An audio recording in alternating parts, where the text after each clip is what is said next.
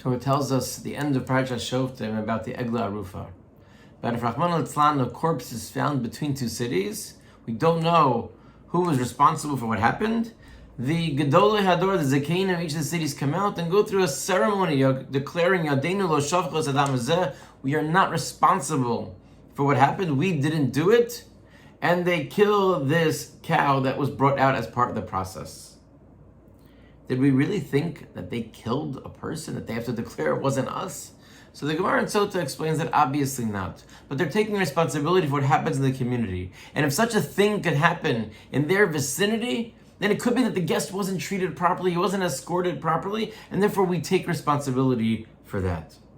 Now the leaders are responsible for what happens in the city, but the Gemara says that they have to measure as to which city the body is closer to. Why is that they themselves, the Gemara is a special drasha, teaching us that they can't send somebody else to do it. They have to be the ones to measure the distance from the city. Why? Why is it so essential that they be the ones to measure? The Gemara in Tainus tells us an incredible story. The Gemara tells us that there was a famine, there was a drought, there was no rain, and the people were suffering. And they went to Abba Chilkiah, one of the Gedolim, the grandson of perhaps the person who's most famous for davening for Ein Chonia Magel, and they went to him to daven. And Abba Chilkiah saw that the Chachamim were coming, and he sensed why they were coming. And he didn't want them to have to ask, so he tells his wife, let's go up to the rooftop right now, and let's daven for the rain to come before they even ask. And they went up and they poured out their hearts to Hashem, and their prayers were answered, and the rain came. And when they came down, the sages, the Chachamim, thanked them.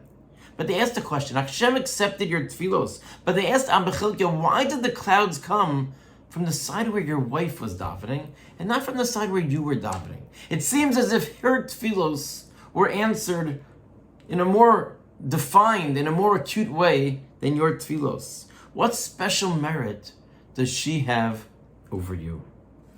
And Abba Chilkiah explained that we both do chesed, but when a poor person comes, I give the money. But the person can go out and they can buy some food. But when a poor person comes to my wife, she doesn't give them money.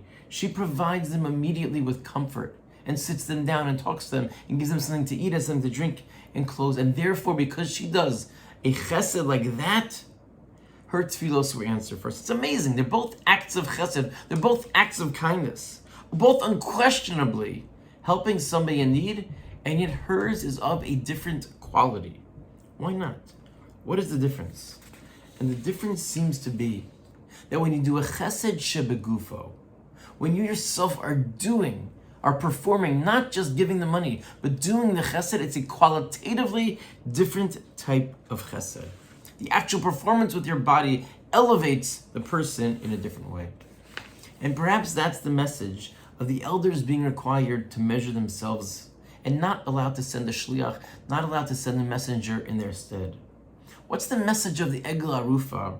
So we said the importance of chesed, of hospitality, of welcoming the guests. If the elders can't attest to the fact that our city takes care of anyone who passes through, unquestionably, therefore, it can't possibly be this person who was from our city, then they may be culpable when the elders are reminding everybody now of how we treat the guests. They have to show you have to do it yourselves. They go out and they measure because a chesed shebegufo, when you go ahead and you do the chesed yourself, you don't just send the messenger. Sometimes we have to, but you don't just send the messenger. It's a different quality of chesed.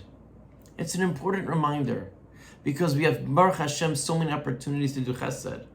And there are times when we can't do it ourselves, and we have to write the check, and we have to have somebody else do it for us. And there are certainly times when that is appropriate and that is best. But that does not take away our obligation of making sure that we also do a chesed shebegufo, where we ourselves are doing the chesed, where that chesed elevates us because we interacted with the person, we helped the person in a tangible, physical way.